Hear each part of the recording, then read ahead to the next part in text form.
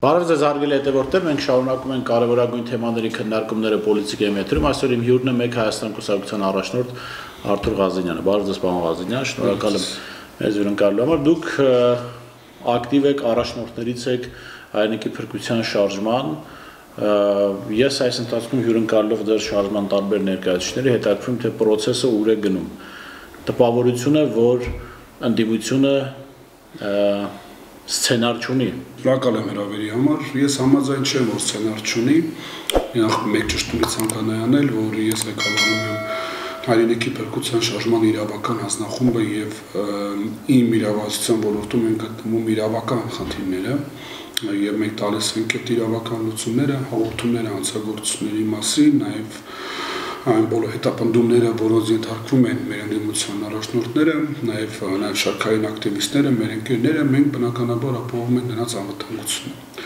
Իրավական հանձնախմբի ես կխոսեմ, որպես մեզ համար ընդունելի է միայն մեկ տարբերակ, դա Նիկոլ Փաշինյանի կանոնավորումն է, որպես հանցագործ։ Նա հանցագործ է, դրա մասին 1000 անգամ ասել եմ, կրկնում եմ, որովհետեւ ունեմ դրա իրավունքը։ Ես ներկայացրել եմ հաղորդում հանցագործության մասին պետական դավաճանություն նշելով նրա անունը։ Նա գործել է պետական դավաճանություն։ Եթե ոչինչ հաշվի չառնենք, որևէ բան, միայն այն հանգամանքը, որ հոկտեմբերի 19-ին ըստ Պուտինի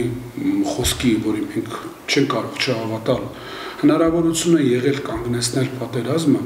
Հայաստանի համար մի քանի անգամ ավելի շահեկան պայմաններով, խնայելով 4-5 հազարից ավել մարդու կյանք, զինվորի կյանք, եւ նաեւ պահպանելով Արցախի տարածքային ամբողջականությունը, Քարվաճարի շրջանը նաեւ, ապա դրան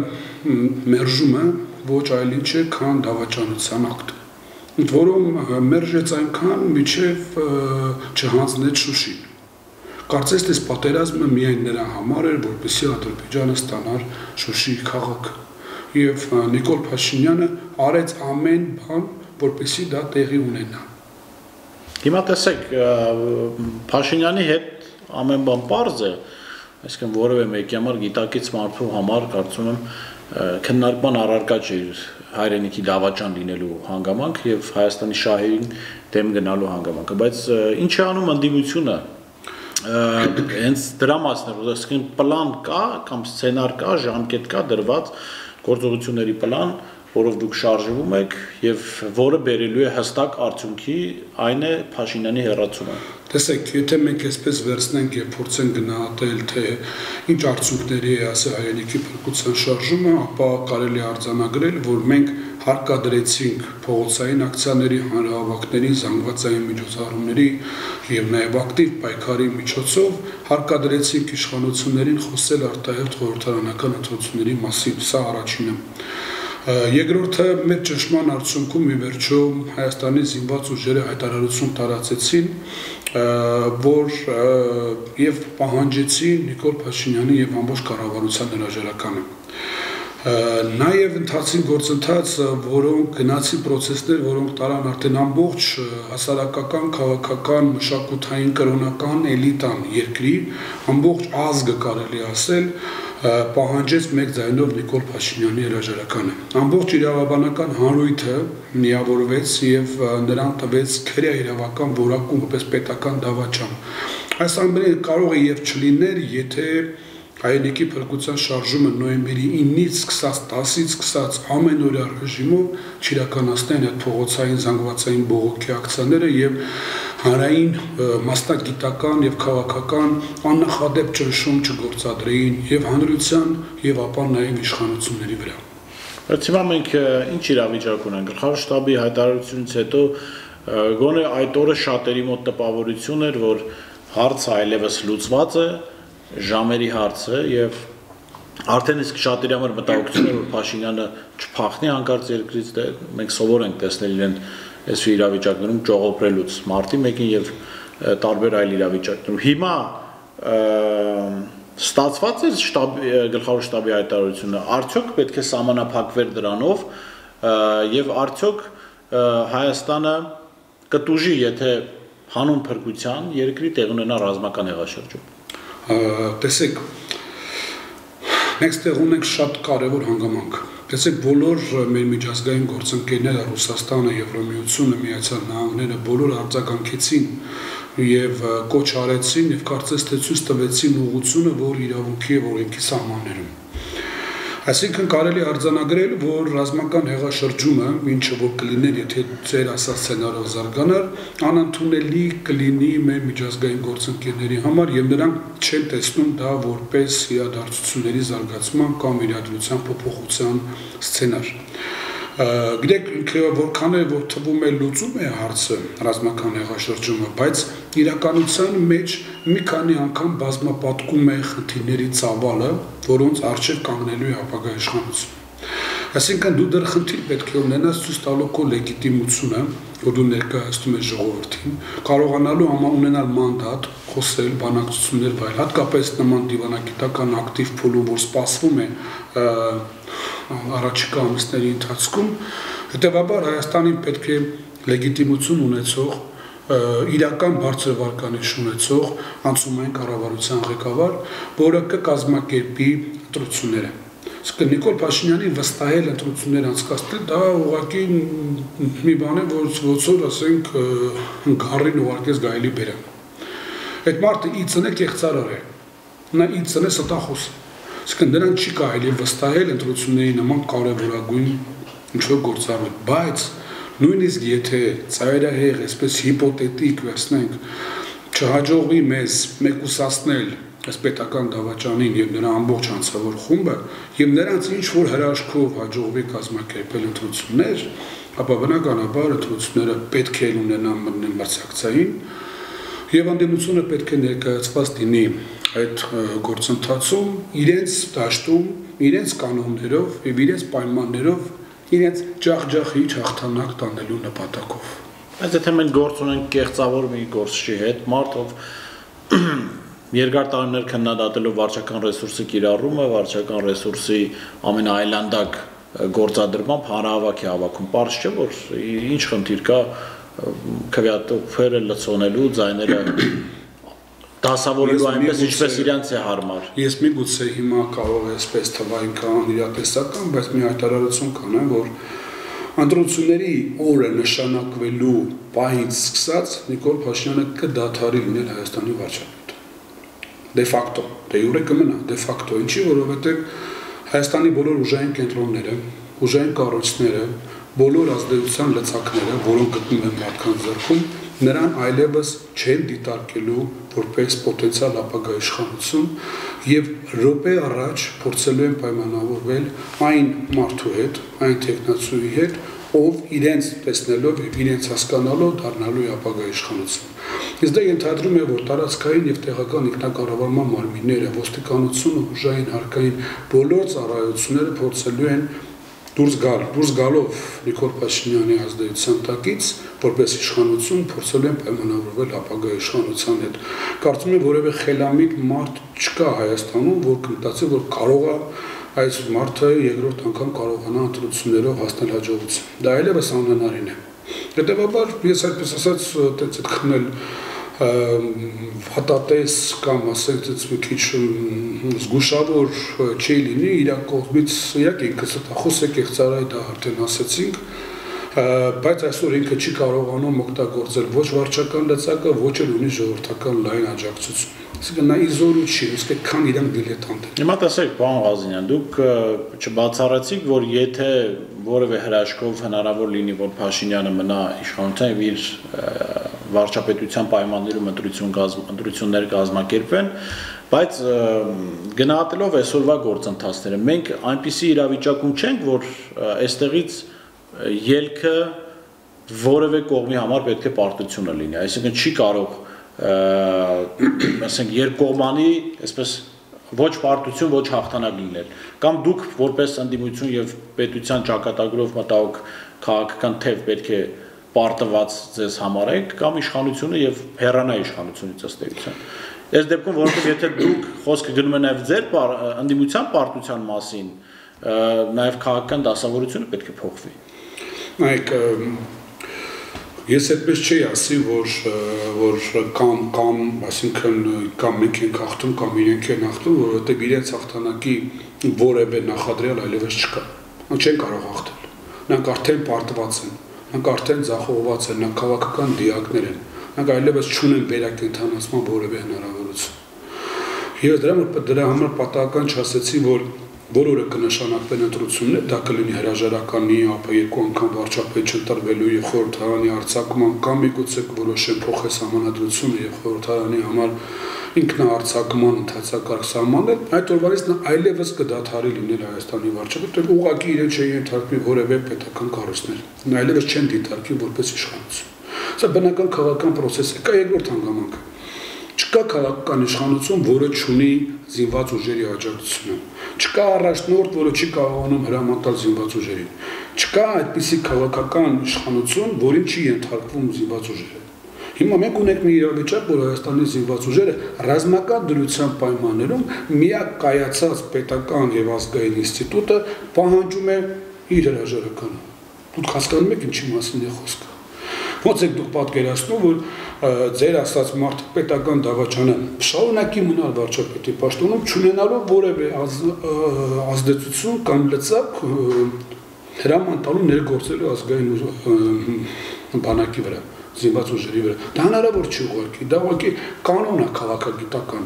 Եթե մենք հավակնում ենք փոխել 3000-ամյա քաղաքականության կանոնը, եւ դառնանք առաջին պետությունը, որ հնարավոր կլինի ունենալ քաղաքական իշխանություն չունենալով զինված ուժերի աջակցություն երկրում, ուրեմն բրավո մեզ։ Հիմա այդպիսի նախադեպ։ Հիմա տեսեք, պարոն Ղազենյան, 2018 թվականին, երբ Փաշինյանը դարձավ վարչապետ, ինքը որպես ընդդիմություն երբ եկավ Երևան, Գյումրիից քայլելով, վստահաբար շատ ավելի քիչ դիվիդենդներ ուներ, քան այսօրվա ընդդիմությունը, որի ներկայացուցիչ եք նաև դուք։ Այն ժամանակ Փաշինյանին չէր աջակցում բանակը, տարբեր պետական կառույցներ, պետական պաշտոնյաներ, հրաժարականներ չկային, այսինքն պետական ինստիտուտը շատ ավելի կուռ էր, ճակ չկար, բայց Փաշինյանին հաջողվեց գնալ ու վերցնել իշխանությունը։ Հիմա մենք ունենք շատ ավելի ընդդիմության տեսակետից շատ ավելի լավ պայմաններ, պետական ապարատը արդեն կուռ չէ, բանակը, որը պետության ողնաշարն է, չի աջակցում այս իշխանությանը Նիկոլ Փաշինյանին, եւ մեկ այլ ավելի սարսափելի փաստ մենք ունենք պատերազմում պարտություն, այսինքն հասարակության համար անընդունելի մի իրավիճակ։ Ինչու չի հաջողվում կամ ինչու չհաջողվեց շատ ավելի կարճ ժամկետներում հեռացնել Փաշինյանին։ Ինչն էր խնդիրը, որ 4 ամիս է արդեն մենք ստիպված ենք հանդուրժել նրա ներկայությունը։ Տեսեք, ես սկսեմ վերջին մասից, որ մենք ունենք պարտություն, ես մի քիչ էի համաձայնվի, մենք ունենք դավաճանության արդյունքում թիկունքից հարվածի հետևանքով լուրջ մեծագույն ձախողում։ Իսկ դա գիտեք, կներ պարտություն, երբ որ մենք ամբողջ ուժով եւ մեր ամբողջ հնարավորություններով մտնենք պատերազմի։ Դա տեղի չի ունեցել։ Եղել է կազմակերպված հետևողական պետական դավաճանության միջոցով կազմակերպված պարտություն։ Եղել է պարտությունը պլանավորված։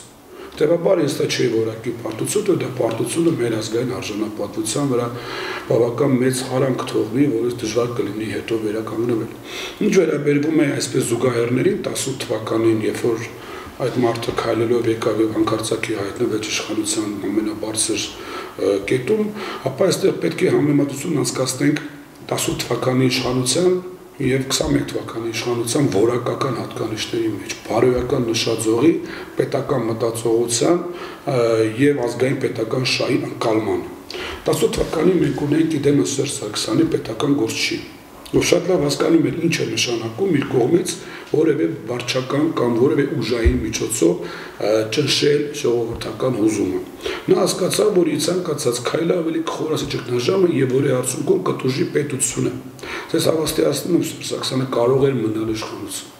Նա որևէ խնդիր մնալու առումով չէր ունենա, բայց դա վնաս կլիներ պետությանը։ Դա կխփեր պետության միջազգային վարկանիշին, ներքին եւ արտաքին դիմադրողականությունը, սա գիտակցելով, սա խորը ընկալելով 30 տարվա պետական պաշտոնյա եւ հասկանալով պետական աշխատանքի ամբողջ օրգանիկան, ինքը հասկացավ, որ այլևս հնարավոր չի չարժի դիմադրել։ Ի տարբերություն երրորդ նախագահի, այսօր մենք ունենք թափառաշրջիկների իշխանություն։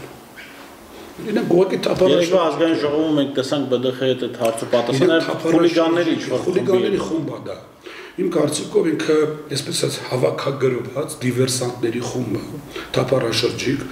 որոնք ինչ-որ ուժեր հավաքել են փողոցից, ասել են, որ դուք կարող ինչ-որ վնաս տաք ինչ-որ մի հարցում, եւ իրաց բերել են հատուկ վնաս տալու առաքելությունով ինչ-որ պետական պաշտոններ տվել կամ մտցրել խորհրդարան։ Իրենց մոտ ազգային պետական շահի, երկրի, պետության, պետականության մասին դպրոցական դասագրքային պատկերացում չունեն։ 11-րդ դասարանի, 10-րդ դասարանի գոնե գիտելիք պետության եւ պետականության մասին իրենք չունեն։ Հետեւաբար զուգահեռ անցկացնել անհնար է։ Երկրորդը ընդդիմության որակը։ Հիշեք նա իրենց վարքագիծը, հիշեք մեր վարքագիծը։ Ինչպիսի մանիպուլատիվ թեզեր, ինչպիսի այսպես ասած անիրատեսական պոպուլիստական հայտարարություններ, ինչպիսի ատելության քարոզ, ինչպիսի կեղտի եւ այդ նախանձի չարության ու մարազմի հորդումեր նրանց վերանից։ Մենք դա չենք անում այսօր, որովհետեւ մենք չենք ուզում պարակտել։ Պարակտված հասարակության վրա հնարավոր չի կառուցել պետություն։ Մենք ուզում ենք գնալ մեկ թիրախի վրա հարվածելով եւ այդ մեկ թիրախի վրա կոնկրետ բերել իրավական, սահմանադրական իրավական ճանապարհով իշխանության փոփոխությանը։ Ամենակարևոր հանգամանքը, որ մենք պետք է հաշվի առնենք ապագային նայելով բնականաբար, որ իշխանության ձևավորման ամենալեգիտիմ եւ ամենաընդունելի տարբերակը դա ընտրություններն են։ Դա ոչ մեկը չի կարող վիճարկել։ Հետևաբար մենք պետք է փորձենք ձևավորել ընտրությունների համար առավելագույնս բարենպաստ, բարոյահոգեբանական եւ պետական ինստիտուցիոնալ միջավայրում մթնոլորտ, որ դա կարողանան կանես, ակնհայտ է, որ այս իշխանությունը նույնիսկ իսեփական բարոյահոգեբանական վիճակը չի կարողանում կարգավորել, իսկ ընտանիք չեն կարողանում կառավարել, նրանց չի կարելի ուղղակի մոտ թողնել։ Ես այդ կարծիքը կիսում եմ եւ մենք պարտավոր ենք օր առաջ րոպե առաջ, բայց թույլ չտալով իշխանությանը որևէ իրական կռվան ձեռք բերել մեր դեմ քրեաիրավական դաշտում։ Հաճախ մեզ ասում են քիչ է գնում կտրուկ գործողությունների։ Որ դուք պատկերացնում եք ձեր իմացած կտրուկ գործողությունը, որը դուք եք ուզում, հետագայում բերելու է քրեաիրավական պատասխանատվության առաջնորդների վրա եւ արդյունքում փլուզվելու ամբողջ կամպանիան։ Սա ես հասկանում եմ մեր քաղաքացիների հուզական վիճակը, իհարկե անտանելի է սա։ Սա ուղղակի թթվածնի պակաս է, կարծես ինչ-որ մեկը փակած է թթվածնի մուտքը, բայց գնալ չհաշվարկված, չմտածված եւ այսպես ասած էքստրաորդինար քայլերի վտանգի դնելու մեր քաղաքացիների կյանքը եւ առողջությունը, տեսակ իրենք արդեն դիպուկահարներ էին բերել դրել։ Նրանք կկրակ են։ Դա բարգյան չկասկածեք, կկրակ։ Բայց մյուս կողմից մենք տեսնում ենք, չէ, որպես հասարակություն տեսնում ենք, որ 5000-ից ավել զոհերի մարդասպանը նստած է աթոռին, ինչ-որ պետական մեքենաներից է օգտվում, նոր մեքենաներ է գնում, ինչ-որ շրջագայում են աշխարհով իր ընտանիքի անդամները, այսինքն մենք տեսնում ենք, որ իրենց վարկով առավել լկտի են դարձել պատերազմից հետո։ Այսպես ասեմ, դուք ասում եք 5000, ես ունեցած միջանկյալ ճշտված տվյալներով զոհերի թիվը անցնում է 10000-ը։ Միգուցե դա է պատճառը, որ իշխանությունը հրաժարվում է հրապարակել իրական զոհերի թիվը, մահացած մեր զինվորների ցուցակից հանված են 1000-ից ավել անուններ, որոնք ուղղակի տրվել են իրենց հարազատներին, բայց անունները չի ներառվել եւ հաշվի առնելով անհետ կորածների հսկայական թիվը 10000-ն անց։ Նաև կարծեք թվերի մեջ Արցախի բնակիչներ չեն ներառված։ Նաև դա, այսինքն 10000-ն անցնում է իրականում մեր զոհերի թիվը, սա ուղղակի ազգային ողբերգություն է։ Դեք եւ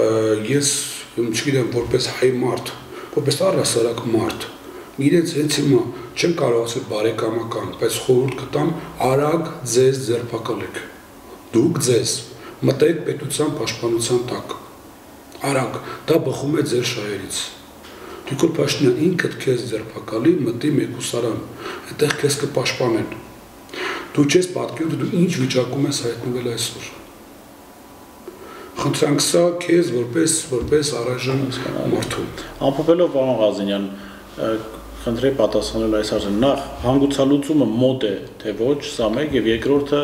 հավանական համարում եք, որ Փաշինյանին տրվեն անվտանգության երաշխիքներ եւ նա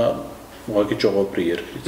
Տեսեք, երբ որ ասում են անվտանգության, ես հասկանում եմ ֆիզիկական անվտանգություն։ Իրավական հաշվի առդար, չեն տեսնելու, այսինքն չինելու լինչի դատաստան եւ այլն, դա բնականաբար մենք քաղաքակիրթ պետություն ենք եւ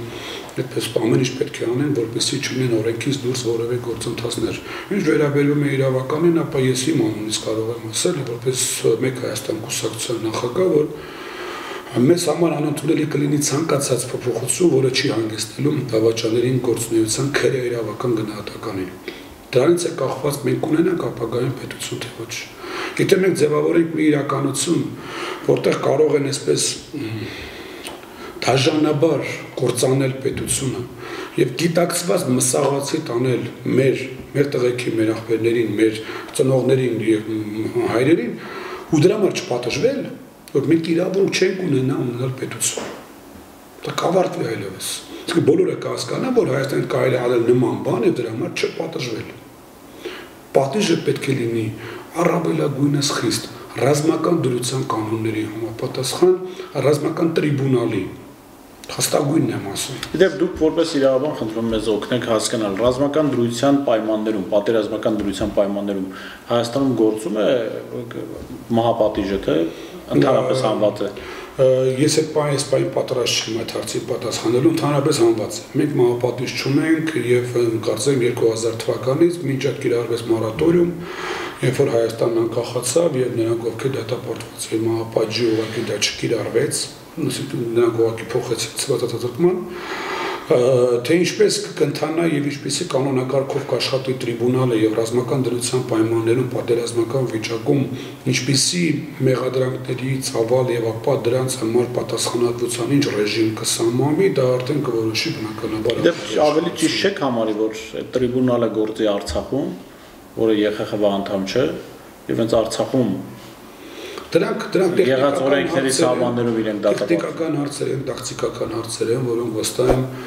կդառնան ապագա իշխանության քննարկման առարկա եւ կգտնվեն ուշադրության կենտրոնում։ Շնորհակալ ամեն ինչ կանենք, որպեսզի Հայաստանը հեռու պահենք հնարավոր միջազգային պատժամիջոցներից, պահելով մաքուր Հայաստանի միջազգային վարկանիշը եւ հեղինակությունը։ Շնորհակալ եմ, պարոն Ղազենյան։ Իսկ ես հիշեցնեմ, որ զրուցում էի մեկ Հայաստան կուսակցության առաջնորդ Արթուր Ղազենյանը։ Ցտեսություն, կհանդիպենք։